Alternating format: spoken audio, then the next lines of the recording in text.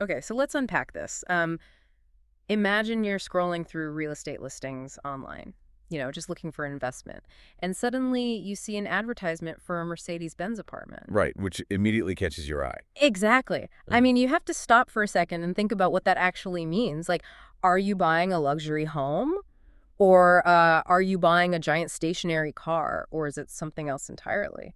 Well, financially speaking, you're buying into a highly engineered financial instrument. It just happens to have a very famous, very recognizable logo bolted to the front door. Yeah, and that's what we are digging into today for this deep dive, because we are looking at an illusion that is worth roughly 30 billion dirhams. Is an astronomical figure. It really is, and we've dug through just a mountain of materials for this. I mean, we're talking financial disclosures, raw Reddit threads, live property listings on Beirut, and some heavily critical institutional investment appraisals. Yeah, we really wanted to synthesize all of it to figure out the reality here. Right, because we need to figure out if Mercedes-Benz Places in Binghatti City is like the real estate deal of the decade, or if it's essentially a 360 square foot trap. And the sheer scale of the capital being deployed here, I mean, it completely redefines how we need to look at branded real estate as a whole. Oh, absolutely. Because a 30 billion dirham mega project,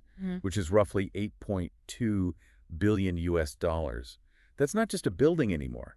It's a macroeconomic event. Yeah, that's a GDP of a small island or something. Literally.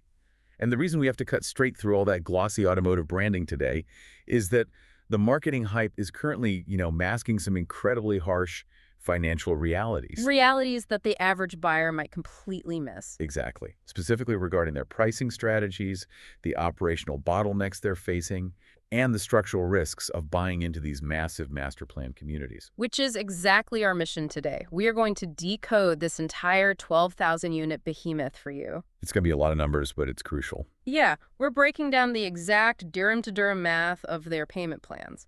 We're putting the developer's track record under a massive microscope, and we're plotting out the exact exit strategies you need to actually survive a supply wave of this magnitude. But before we even get to the math, we really have to stop and fix a massive, potentially fatal error that buyers are making right now in the market. Oh, the search engine confusion. Yes, because if you go online right now and search Mercedes-Benz Places Dubai, you're going to get two entirely different sets of search results. And the market is completely conflating them. I mean, institutional appraisers are actually flagging this as a Tier 1 underwriting error. Wait, really? A Tier 1 error? Yeah, because investors are looking at the headline, they see the brand, and they just assume they're buying into this ultra-exclusive asset.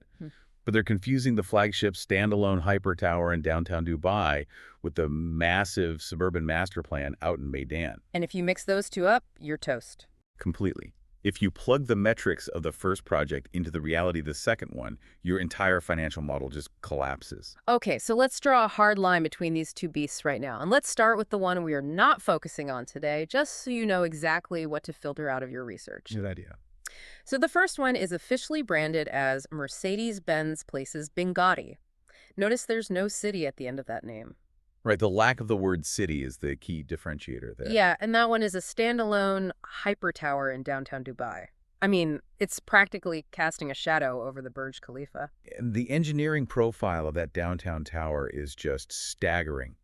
We are looking at a structure rising 341 meters into the skyline, spanning somewhere between 65 to 70 stories. It's massive. It is. And just to support the sheer vertical load of a hyper tower in that specific downtown soil composition, they actually had to drill deep piling foundations over 35 meters straight down into the bedrock. That's insane. Yeah. But the critical metric, the one that completely separates it from our main topic today, is the density, right? Exactly. That massive 341-meter tower contains only about 150 exclusive units. 150 units for a building that size? I mean, that is the literal definition of exclusivity. It really is. Yeah. You are talking about full-floor penthouses, private elevators, the whole billionaire playbook. And the entry price totally reflects that, because our sources show you need a minimum of 24.1 crore, or roughly 24 million dirhams, just to get your foot in the lobby. Yeah, and handover for that one is slated for Q4 2026. It's a pure, low-density, ultra-high net worth play. And this is crucial. That is not what we are dissecting today. No, we are focusing entirely on the second project, which is Mercedes-Benz Places Binghatti City. And just adding that one word city, it changes everything, right? It changes the entire asset class. We are no longer talking about a single vertical structure in a mature, high-density financial district. We're looking at an expansive 10 million square foot master-planned suburban metropolis. 10 million square feet. I mean, that isn't a building. That is a zip code. Exactly. It's located in the Sheba 1 district, which sits inside that wider Meydan growth corridor. And instead of one single hyper tower, Binghatti City is rolling out 12 synchronized towers all at once. Right. And here's the stat that should really make you sit up and pay attention. Instead of 150 exclusive units, this project is jumping anywhere from 12,800 to over 13,000 units onto the market. Which fundamentally alters the exclusivity narrative. Oh, completely. You cannot take the brand equity of a 24 million dirham 150-unit hyper tower and just seamlessly apply it to a 13,000-unit suburban development. So wait, if I'm a buyer and I don't read the fine print carefully, I might think I'm buying this bespoke, hand-built Mercedes hypercar of an apartment. Right, that's the illusion. But I'm actually buying a seat on a very nice, leather-upholstered, branded luxury bus with 12,000 other people. That's a great analogy, yeah. So how does that impact the actual value of the brand for you as an investor? Well, it forces you to completely reevaluate what you are actually purchasing, because the exclusivity is diluted by volume. When institutional appraisers look at a 12,000-unit master plan, they don't model it based on brand scarcity. What do they model it on then? They model it on localized supply pressure and demographic absorption. You know, how many people actually want to rent in that specific area at that specific time. That makes total sense. However, while the exclusivity is very different, the strategic value of the location itself is actually quite profound. Right. Let's map out Nad Al Sheba 1 for a second. Because in real estate, the dirt matters way more than the logo on the door. Always. So it sits right near the Meydan racecourse. And when you look at the master plan, it is incredibly well connected. Yeah, you are sitting at the exact convergence point of major federal highways. Yeah. You've got Al Khail Road, Ras Al Khor Road, and the Dubai Al Ain Road, all meeting right there. Which is huge for commuters. The logistics of that convergence literally cannot be overstated. Dubai is a linear city, and it's heavily prone to traffic bottlenecks, especially along Sheikh Zayed Road. Oh, yeah. Anyone who's driven there knows the gridlock. Right. So by positioning this mega project at the intersection of those specific federal arteries, the developer has effectively bypassed the worst of the city's gridlock. So you're basically 10 minutes away from downtown Dubai and the Dubai Mall, and maybe 15 minutes from the airport. Exactly. So for an international investor or, say, an expat professional, you are getting that central Meydan reach without paying those astronomical downtown premiums. You can practically see the Burj Khalifa from your balcony, but you don't have to sit in 45 minutes of traffic just to get out of your own neighborhood. And that commuter psychology is a massive driver for rental demand in the Meydan corridor. You are offering tenants a suburban, master-planned lifestyle with the transit times of a centrally located asset. Okay, so the location is totally solid, and we know we're looking at the massive Meydan city, not the downtown hyper tower. All right, the distinction is clear now. So let's pivot to the actual units being sold. Yeah. Because there is this enormous tension here between the global luxury branding they're pushing and the raw, high-density economics of the floor plans themselves. It's a very striking contrast. It really is, Yeah. because the marketing brochures are heavy on the automotive romance, right? Mercedes-Benz calls their architectural design philosophy sensual purity. Yes, sensual purity. And the translation of automotive design into stationary architecture is quite deliberate on their part. How so? Well, the 12 towers feature these aerodynamic forms, sweeping, uninterrupted lines, and a high-performance aesthetic that essentially mirrors the aerodynamics of a car chassis. Oh, that's Yeah, and they have even named the individual towers after legendary Mercedes-Benz concept cars, just to really hammer home that connection. I actually have the brochure right here, and the names are just wild. You've got the Project Maybach Tower, the Vision 111, AMG Vision, and Vision AVTR. Very aggressive branding. Extremely. And the amenities they are promising sound like something out of a utopian sci-fi movie. They are very comprehensive. I mean, they are carving out a massive grand promenade with green corridors connecting the towers. They are building 12 specialized sports clubs, sky infinity pools, dedicated EV charging hubs for the residents, and get this, a massive 75,000 square foot solar panel array to offset the energy grid. Right. The developer is essentially constructing a self-contained lifestyle ecosystem. They want the resident to feel enveloped by the brand from the moment they enter the precinct. It sounds vast and eco-conscious and incredibly luxurious. It does. But this raises an important question that investors often overlook when they get blinded by these massive amenity lists.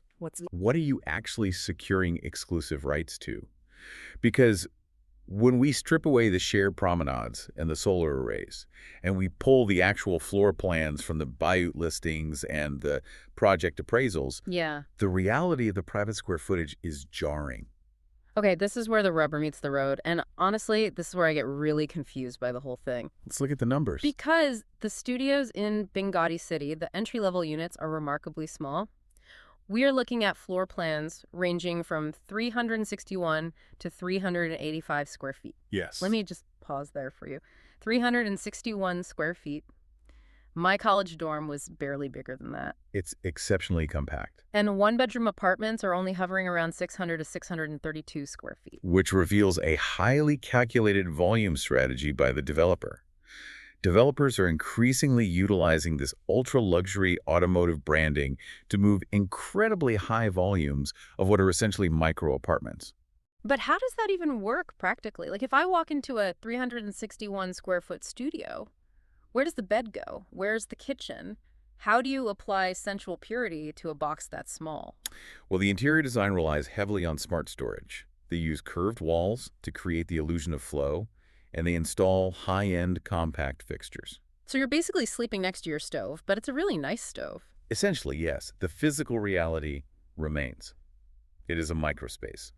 By branding the entire district, the developer is actively shifting the value proposition. How do you mean? They're not selling you expansive interior living space. They are selling you the amenity ecosystem outside your door and the brand prestige of the address itself. Okay, so it's like flying first class, but your actual seat is inside the overhead bin. Well, it's a bit extreme, but structurally accurate. Sure, you get the exclusive lounge access before the flight, you get the branded hot towel, you get to swim in the infinity pool and walk down the Grand Promenade. But at the end of the day, you have to go to sleep in 360 square feet. Does the brand logo actually justify the squeeze? If you view the unit merely as a hotel room for a highly mobile, single professional who spends 80% of their time in the city or using the shared amenities, the logic holds out. I guess so, yeah. But you cannot ignore the market's reaction to this discrepancy. Oh, the market is definitely pushing back. When we scraped the Reddit forums where real estate investors actually talk unfiltered, the skepticism was super loud. What was they saying?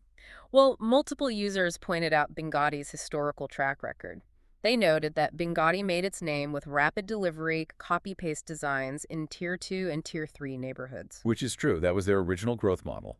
Right. So the prevailing question on Reddit is whether a developer known for high-speed mid-market construction can truly pivot and deliver on an ultra-luxury promise when they're building 12,000 units simultaneously. Fair question. People are basically asking, is this just lipstick on a pig? And that skepticism is a fundamental market mechanism. When a developer attempts a massive brand elevation, moving from mid-market volume to ultra-luxury branded mega projects, the market naturally questions their execution capability. Naturally. However, to be fair to the scope of Binghatti City, we must acknowledge the tiering system embedded within the master plan, because the entire 12,000 units are not all micro-apartments. Right. There is an upper echelon. If you look at the 4- and 5-bedroom penthouses, those exceed 3,700 square feet. A significant jump in size. Yeah, and the sources detail some insane features for those upper-tier units. We're talking private plunge pools on the balconies, dedicated libraries, and expansive private courtyards. And those upper-tier units operate in a completely different asset class within the exact same building. They offer the actual physical space that aligns with the traditional definition of luxury. But they're a tiny fraction of the project, right? Exactly. From an investment analysis standpoint, those penthouses are statistical outliers. Huh. The financial engine of this 30 billion dirham project, the overwhelming majority of the inventory, is driven by those high-density studios and one-bedrooms. Which brings us to the most critical question of all.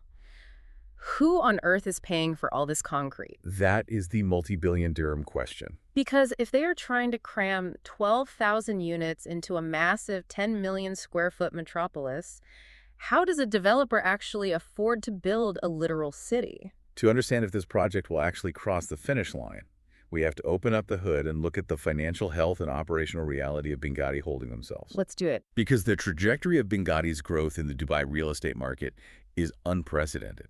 They are not a new player. They've already delivered over 12,500 units across more than 80 projects. Okay, so they have a serious track record of actually finishing buildings. Yes, and their current market capture is dominant. Year to date, they've recorded over 14,000 unit sales across their portfolio. Those numbers are staggering. They really are. And their financial disclosures definitely reflect that volume. For their fiscal year 2025, Binghatti reported a net profit jump of 96%, hitting 3.58 billion dirhams. A massive leap. Yeah, their total revenue nearly doubled year over year, scaling from 6.34 billion in 2024 to 12.43 billion in 2025. And a doubling of revenue combined with a near doubling of net profit indicates something very important. What's that? It shows they're not just selling more volume, but they are maintaining or expanding their profit margins while doing so, which is largely due to the premiums attached to these branded residences. So the Mercedes logo is doing its job. Exactly. But what institutional analysts focus on isn't just the revenue, it's the capitalization strategy. Because they didn't just rely on buyer deposits to fund this massive expansion. Right. They tapped into the global debt markets. And here's where it gets really interesting, because the institutional appraisal highlighted this heavily.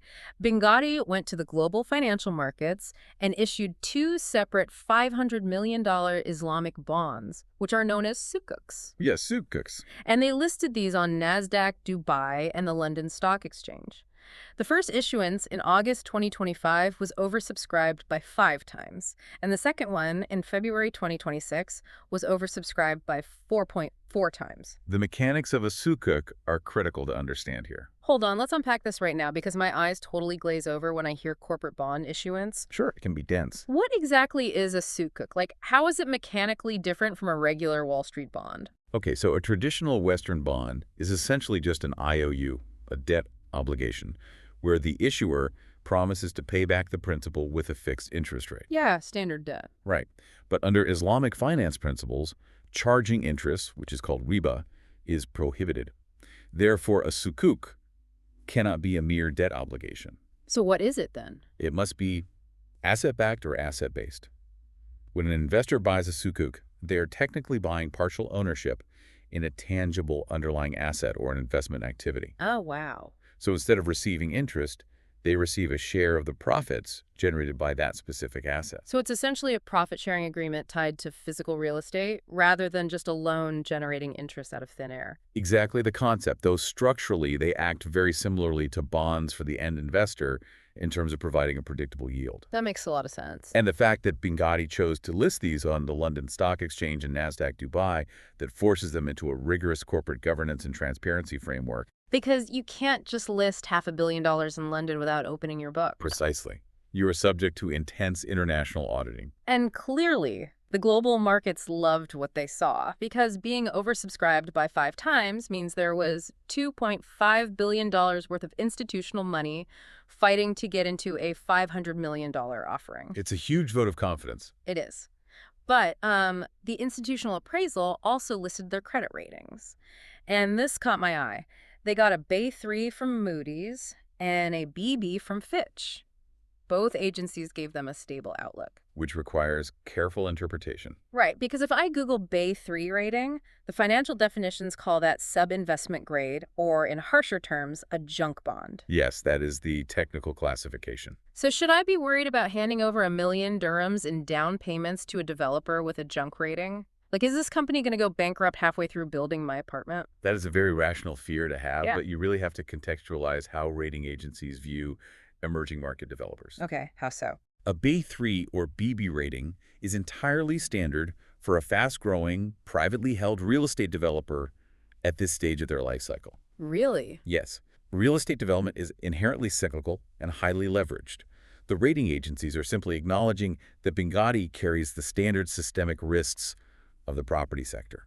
The far more important metric here is that 5x oversubscription. Because the smart money looked at the risk and decided the yield was worth it. Precisely the dynamic. Mm. Institutional investors, the massive pension funds and sovereign wealth funds, they conducted their own exhaustive due diligence on Binghatti's balance sheet, their land bank, and their cash flow projections. And they liked it. Their willingness to oversubscribe the debt by 500% demonstrates massive institutional trust in Binghatti's solvency and their ability to service their obligations. Okay, so the global financial consensus is that Binghatti has the money. They are flush with cash. Yes, the capital is there. But having $1 billion in the bank and actually pouring the concrete for 12,000 apartments are two entirely different skill sets. Very different. And this is where Binghatti's business model gets really unique, right? Because they use a vertically integrated model. They do. They don't just act as the developer who buys the land and then hires outside contractors. They do the architecture, they do the engineering, and they actually own the construction company that builds the towers. Everything is in-house. And historically, vertical integration has been Binghatti's primary competitive advantage. Why is that? Well, by owning the entire supply chain, they insulate themselves from third-party contractor disputes, they control their material costs with ruthless efficiency, and they have been able to deliver mid-market towers at a speed that traditional developers simply cannot match. So think of a vertically integrated developer, kind of like a restaurant where the head chef also owns the farm, grows the vegetables, and raises the cattle. That's a good way to picture it. Right, because when you are cooking for a 10-table dining room, that level of control guarantees quality and speed. You know exactly when the tomatoes are ripe. But if you suddenly have to cook a banquet for 12,000 people simultaneously, that exact same system becomes a massive bottleneck. The head chef just can't grow vegetables fast enough. And that is exactly what the institutional appraisal is warning about. Oh, really? Yes. Yeah. The appraisal explicitly models construction friction. Scaling an in-house construction firm to handle a 30 billion dirham master plan while simultaneously managing their other 80 active projects across Dubai. Right, they have other stuff going on. Exactly. It will place immense stress on their internal supply chains, labor allocation, and project management bandwidth. You basically become your own traffic jam. So if I'm an investor looking at a brochure that promises me keys in Q2 2028, how should I actually factor those construction delays into my financial timeline? An astute investor must build a buffer into their financial modeling. While the official handover target for the early phases might be Q2 2028, with the master completion trailing into Q4 2028. Yeah. Historical data on megaprojects and operational logic suggest you must model your cash flows with at least a 6 to 9 month delay. Wow. Okay. So assume you aren't getting rental income until early 2029 at the earliest. Minimum.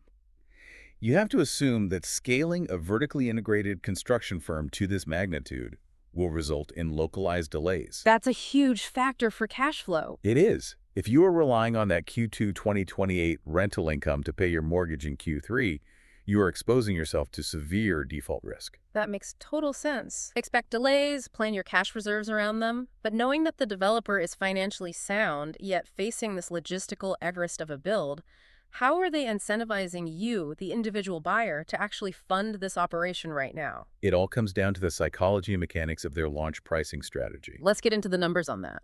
Dubai's off-plan market operates almost entirely on momentum. A developer must secure massive early capital to fund initial construction phases and prove market validation. Right, to show that people actually want to buy this thing. Exactly. And to do this, they utilize highly engineered phased pricing models. Let's break down the EOI phase because this is where the game is really played. Yes, the expression of interest. Right. EOI stands for expression of interest. It is essentially the VIP pre-launch phase before the project officially goes public.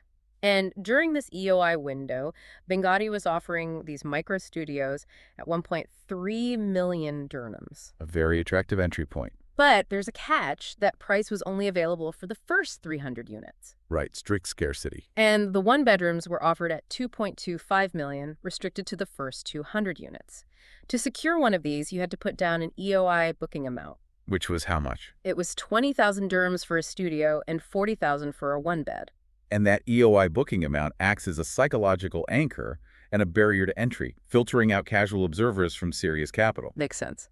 But if we compare those initial EOI figures to the standard list pricing that follows immediately after, the developer strategy just crystallizes. Right, because once those first 300 studios are gone, the price jumps overnight.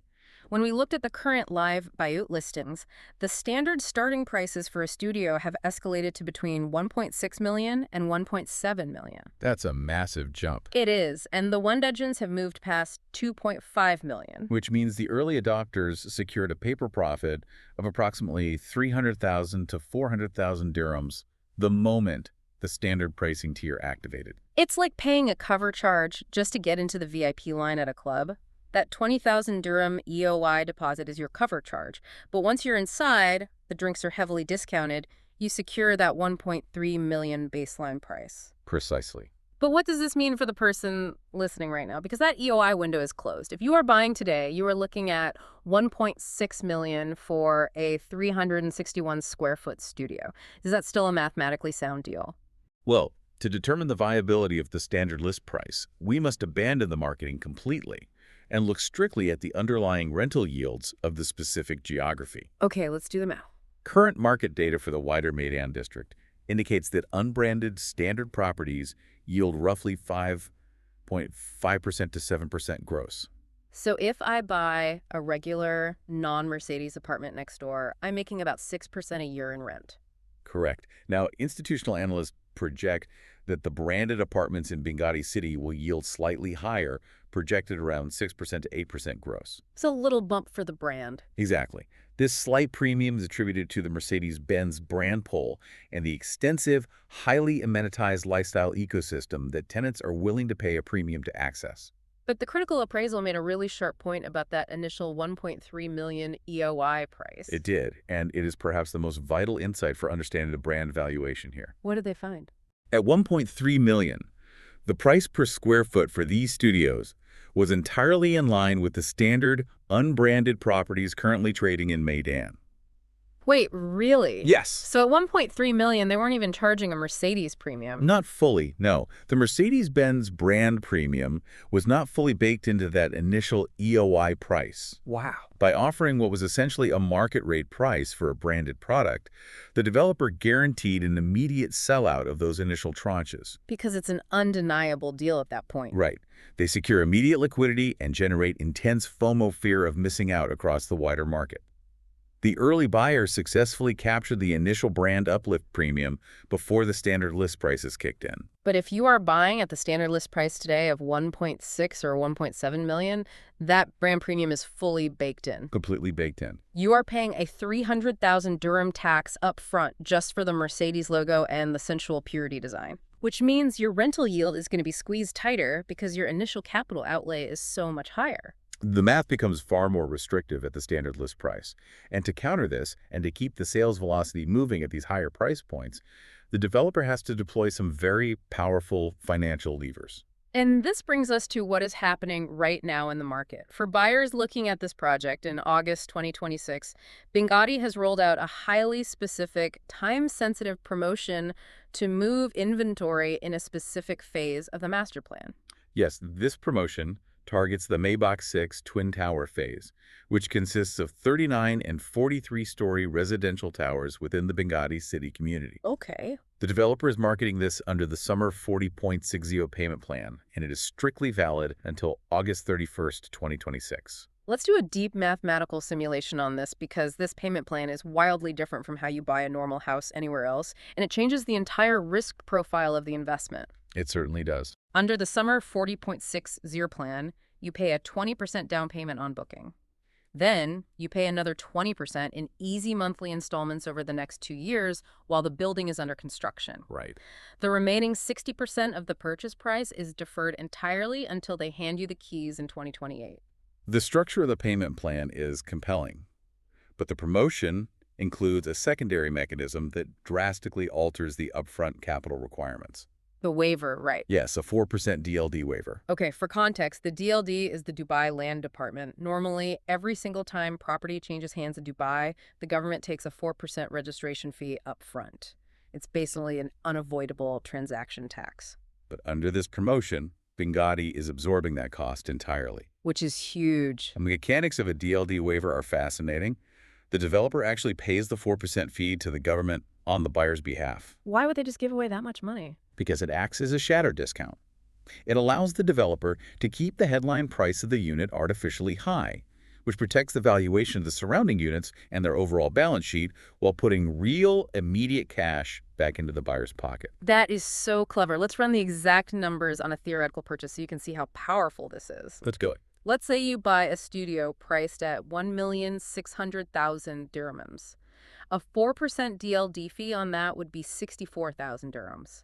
Under this promo, that 64,000 dirhams stays in your bank account. It is totally wiped off your upfront costs. And to truly appreciate the financial leverage this provides, we must contrast it with standard off-plan structures prevalent in the Dubai prime market. What do those usually look like? A typical prime off-plan structure demands a 70-30 or a 20-50-30 split. Let's look at a 70-30 split. Under standard terms, a buyer must produce 70% of the total unit price in installments during construction, plus they have to pay that 4% DLD fee on day one. Which means, mathematically, the buyer is out of pocket for 74% of the total asset cost before the physical building even exists. That's terrifying. You are absorbing nearly the entire financial risk of the construction phase. Exactly. You are handing over 74% of your cash while staring at a hole in the ground and a crane. Yes. But this August promo drops your pre-handover cash requirements to exactly 40%. You pay 20% down, 20% over 2 years, and the developer eats the 4% tax. The macroeconomic implications for the investor are profound here. The developer is effectively providing you with an interest-free loan for 60% of the asset's value for the duration of the construction period. Wow, an interest-free loan. Yes. By delaying the 60% balloon payment until Q2 2028, it completely removes the need for you to secure a bank mortgage in today's high interest rate environment. So you basically get to wait 2 years to see if interest rates drop before locking in a mortgage. Exactly. Or, if you're an institutional buyer, you don't have to liquidate heavy capital reserves today. You can keep that 60% invested in the stock market, earning compound interest until the physical asset is ready to generate rental yield. That is a massive mitigation of construction risk. You control a multi-million dirham asset and capture any capital appreciation over the next 2 years for only 40% of the cost. It's highly leveraged. But let me challenge this aggressive marketing push for a second. Sure, go ahead. If this project is as revolutionary as they claim, if it's the world's first Mercedes-Benz mega city, why on earth is the developer slashing fees and delaying payments? That's a very fair question. Right. Because if the product is that good, people should be lining up to pay 70-30. Are they secretly desperate to move these 360 square foot micro apartments? Or is this just the unavoidable reality of trying to sell 12,000 units in one go? It is entirely a function of market liquidity and scale. Meaning what? Selling 12,000 units requires immense continuous capital flow. Even the most robust real estate markets in the world cannot absorb 12,000 luxury units simultaneously without some friction. Oh, I see. Developers must deploy these promotional levers like aggressively weighted payment plans and fee waivers to maintain sales velocity. So it's not desperation, it's just the fuel required to keep a 30 billion dirham engine running. Exactly. It is a calculated cost of customer acquisition. They are sacrificing near-term margin by eating the DLD fee and delaying cash flow with the 40.6E plan to ensure a continuous stream of signed contracts. Which keeps the banks happy. Yes, which in turn secures their ongoing construction financing. However, your skepticism points directly to the core structural risk that every single buyer in this master plan must acknowledge and plan for. The supply risk at handover. Because the 40.6Z plan is brilliant for getting you safely to the finish line in 2028. It protects your cash flow while the cranes are working. But what happens on the exact day that you and 11,999 other people finally get your keys? This is where strategic foresight completely separates the institutional investors from the amateur speculators. How so? The core risk of Binghatti City is not whether it will be built, But what happens to the localized microeconomy when upwards of 12,800 units hit the Meydan market relatively simultaneously? Because they're all finishing in the same window. Yes, with various phases finishing consecutively between Q2 and Q4 2028. That is not a market update. That is a tidal wave of supply. It's unprecedented for a single submarket. Let's look at the psychology of the short-term flip, because a lot of people buy off-plan real estate, hoping to sell it the minute the building is finished, pocketing the capital appreciation. A very common but often dangerous strategy. But if you try that here, you are walking into a bloodbath. Right. The mechanics of localized supply pressure dictate that you will absolutely face a bloodbath. Imagine the scenario at handover. Thousands of buyers are suddenly hit with that final 60% balloon payment all at once. And a lot of them probably didn't plan ahead. Exactly. A significant percentage of those buyers will be unable or unwilling to secure a mortgage, so they will become distressed sellers. They'll just panic sell because they don't have the 60% cash. Precisely. And simultaneously, thousands of other buyers who did secure mortgages will flood the rental market on day one, desperate to find a tenant to start covering their new monthly payments. So you have massive sales supply and massive rental supply hitting on the exact same day. When that much supply hits a localized micro-market at once, landlords and sellers begin undercutting each other aggressively. The supply vastly outstrips the immediate tenant demand. It's basic game theory. If there are 500 identical Mercedes-Benz studios listed for rent on the exact same day, the only way to get a tenant is to drop your price faster than the guy next door. Which drives down resale values and rental yields dramatically for the first 12 to 18 months. Which is why the classic short-term flip strategy is fundamentally flawed in a master plan of this density. Exactly. If you attempt to exit at handover, you are competing in a race to the bottom against distressed inventory. So, if flipping at handover is financial suicide, what is the exact recommended strategy to actually survive this tidal wave? Institutional analysts advise a strict, non-negotiable 3 to 5 year holding strategy post-handover. Wait, post-handover. Post-handover. If you buy a unit today with a handover in 2028, you must mathematically model holding that asset until 2031 or 2033. Why that specific 3 to 5 year window? Like, what magically happens in 2031? It is not magic. It is the natural maturation cycle of a master planned community. You have to understand what a mega project actually looks like on the day of handover. It's not like the brochure. Yeah, not at all. Despite what the glossy renderings show you, the physical reality of day one is often quite stark. Right, it's just concrete. The lobbies are empty. There is still construction dust everywhere from the final finishing touches. You can probably hear drilling in the hallways. Yes. The trees haven't grown in yet. The retail spaces on the ground floor haven't all secured commercial tenants, so half the shops are just boarded up. It's a ghost town. The community lacks a soul. It operates merely as a collection of buildings, not a cohesive ecosystem. But by years 3 to 5? By years 3 to 5, the physical environment transforms entirely. The landscaping takes root and grows lush. The Grand Promenade actually matures. The retail boulevards activate with cafes, restaurants, and boutiques. Exactly. The 12 sports clubs are actually running community leagues. The Central Purity Mercedes-Benz lifestyle ecosystem actually functions the way they promised in the original brochure. The community gains an identity. Exactly. And critically, from a financial perspective, that is when exit liquidity and capital preservation peak. Why is that the peak? Because secondary market buyers, the people looking for a ready-to-move-in home for their family, are fundamentally different from off-plan investors. They're buying emotion and tangibility. They want to see it and feel it. Right. In year 4, a secondary buyer can walk through a vibrant, living, breathing city. They can sit at a cafe on the Grand Promenade and actually feel the luxury. They are no longer buying a floor plan on a PDF. They are buying an established reality. And that is when you can command a premium price and exit your investment profitably. Precisely. So you have to treat this asset like a fine wine. You cannot pop the cork the day you buy it. You have to let the community mature and absorb that initial supply shock. It requires patience and immense capital discipline. And to protect your rental margins during that turbulent 3 to 5 year hold period, your unit selection tactics today are absolutely vital. Right, because in a high-density project of 12,000 units, not all floor plans are created equal. Not even close. Our sources provided some highly actionable advice on this front, actually.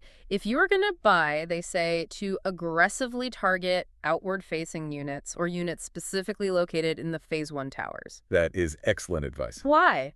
Because you want to physically isolate yourself from the construction noise and dust of the later phases that will still be billing out well into 2029. Yes, phase construction means that living in an inward-facing unit during the early years often means looking directly into an active construction site for the neighboring towers. Which no tenant wants to pay a premium for.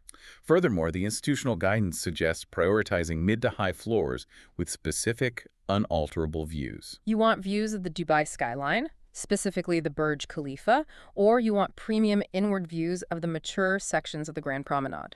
View protection is your absolute strongest defense against localized supply pressure. How does that work in practice? The logic is straightforward. If you own a 361 square foot studio on a low floor that looks directly at a concrete parking garage, you will struggle immensely to rent it when 500 other studios hit the market simultaneously.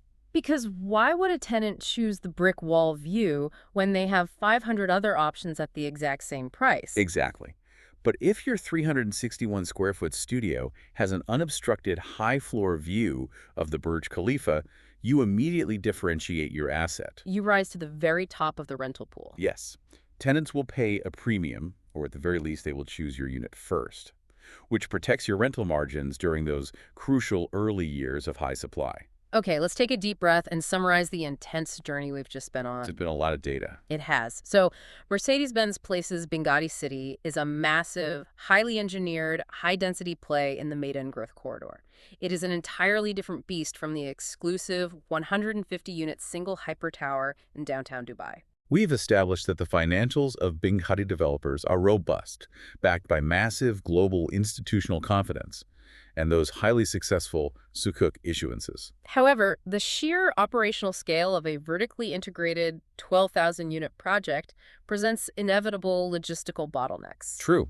And the physical unit sizes, particularly the high-density studios and one-bedrooms, are tight, which reflects a deliberate strategy of monetizing the community ecosystem and the brand logo, rather than extensive interior space. But if you understand all those risks and you are looking to deploy capital right now, the August-summer 40.60 promo, combined with that 4% DLD waiver, offers a brilliant, highly leveraged cash flow advantage. It keeps your money in your pocket, effectively giving you an interest-free loan during construction. But that leverage only works if you have the financial patience to hold the physical asset for 3 to 5 years after handover, allowing the community to mature and the supply wave to dissipate. It is a calculated long-term play on brand equity and master-planned community development, requiring significant capital discipline. Now, before we sign off, I want to leave you with a final, unaddressed angle that was buried deep in the macroeconomic analysis of our sources. Oh, this is a fascinating point. Because we spent all this time agonizing over square footage, analyzing luxury automotive brands, calculating payment plans, and stressing over rental yields. Yes. But what if the physical apartment, the concrete and glass, isn't the real product being sold here at all? This raises a fundamental question about the macroeconomic and geopolitical drivers of the Dubai real estate market. Exactly. In Dubai, any real estate investment over 2 million dirhams automatically makes the buyer eligible for a 10-year UAE golden visa. A massive incentive. If you are an international investor sitting in a politically volatile or heavily taxed jurisdiction somewhere else in the world, and you pick up a one-bedroom apartment in Binghatti City for 2.2 or 2.5 million dirhams, maybe you aren't really buying a matchbox apartment. The asset classification shifts entirely from real estate to geopolitical mobility. Exactly. Maybe you are buying a decade of tax-free living, long-term residency security for your entire family, and a safe, stable haven to park your capital away from domestic inflation. When you look at it through that lens, the Mercedes-Benz logo on the door isn't the core value proposition at all. No, it's just the shiny hood ornament on your brand new 10-year tax-free passport. It is an incredibly compelling perspective. When you view the real estate merely as the mandatory legal vehicle for jurisdictional access, the constraints of the small square footage and the localized supply pressure become entirely secondary. They don't even matter as much. Right, secondary to the profound legal, financial, and lifestyle benefits conferred by the Golden Visa. So the next time you are scrolling through those property listings online and you see a car brand attached to a skyscraper, remember to ask yourself the real question. Are you buying the physical space? Are you buying the prestige of the brand? Or are you buying the geopolitical access? You have to know your own goals. Keep exploring the data, keep asking the hard, uncomfortable questions, and whatever you do, do not let the glossy marketing renderings blind you to the cold, hard financial reality. A critical approach is the only defense in a market of this scale. That X-ray machine might be murky, but if you look closely enough and do the math, the underlying structure is always there. That's it for this deep dive. See you next time.